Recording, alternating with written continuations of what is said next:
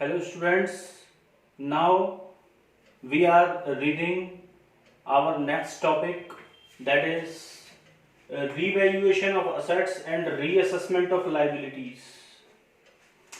देखिए, जब existing partnership firm में एक प्रॉफिट शेयरिंग रेशियो में चेंज होता है तो फिर जरूरत पड़ती है कि असेट्स का और लाइबिलिटीज का रीवैल्यूएशन या रीअसेसमेंट किया जाए।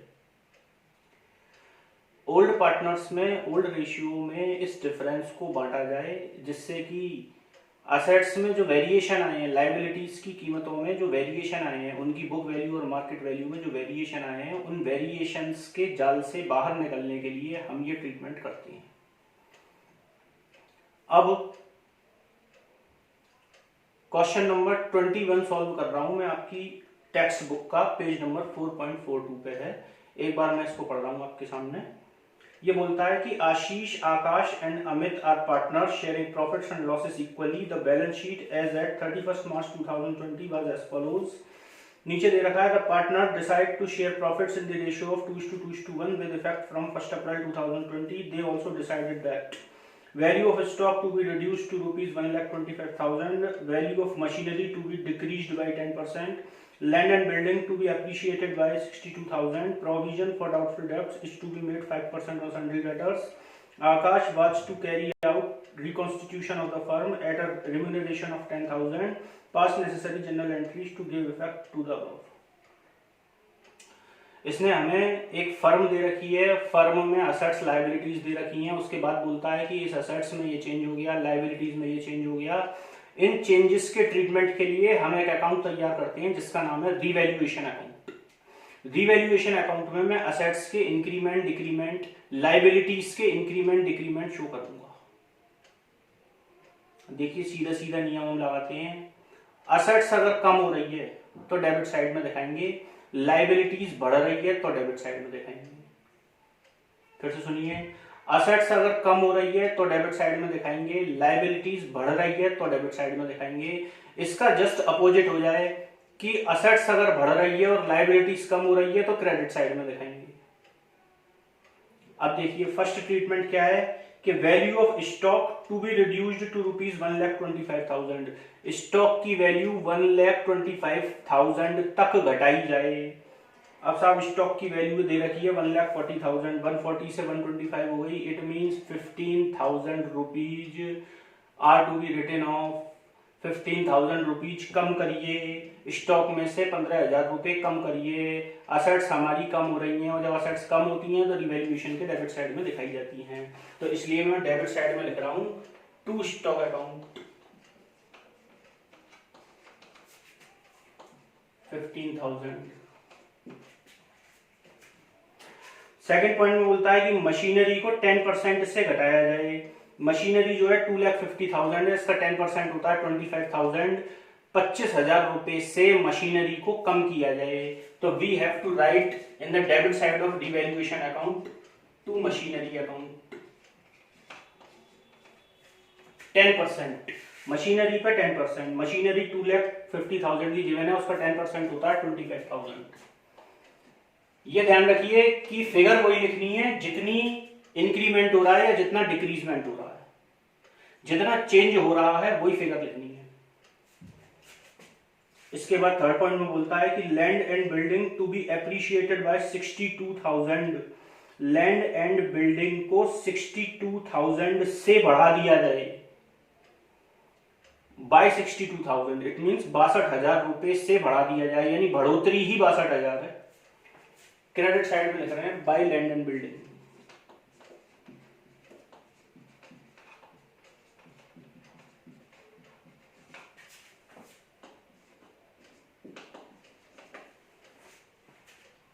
The next is provision for doubtful debts to be made 5% on sundry debtors. In this question, sundry debtors are given 80,000 rupees. 80,000 into 5% ये बैठता है हमारा 4,000 रुपीज। डेटर्स के ऊपर प्रोविजन फॉर बैड डेट्स बनाइए। Provision for bad debts, it is our liability. The liability is increased, therefore it should be debited in the revaluation account. तो मैं क्या लिख रहा हूं, to provision for doubtful debts.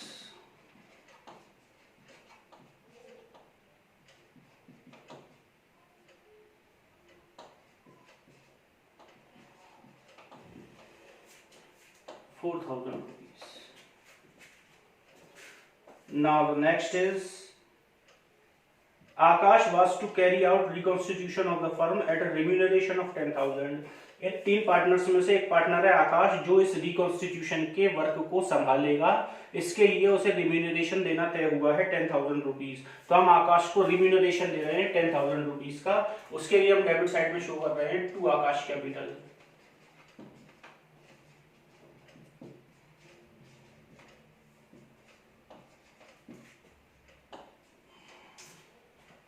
Now we have to calculate difference.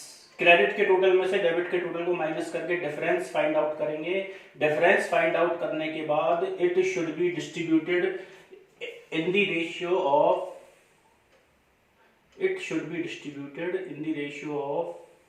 Old ratio.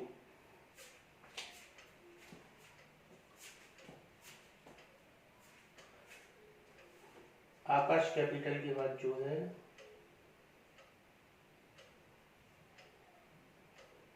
Ashish Akash Ashish Akash Amit.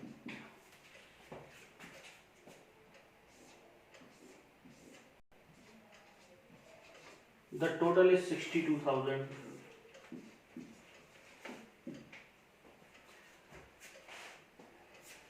Now we have to calculate the difference. 40, 50, 54, 62।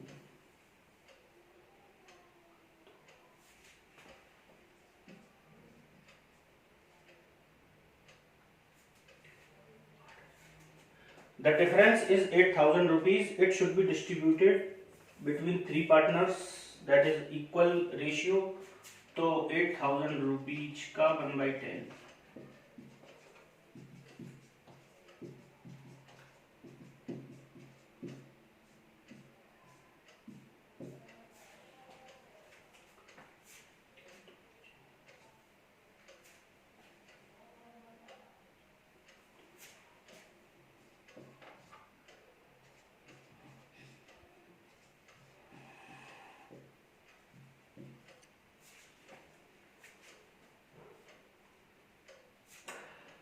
तो देखिए revaluation account आपका तैयार हो चुका है। सारी जो भी ट्रीटमेंट होने थे असेट्स और लायबिलिटीज के, इंक्रीमेंट के और डिक्रीमेंट के मैंने कर दिए।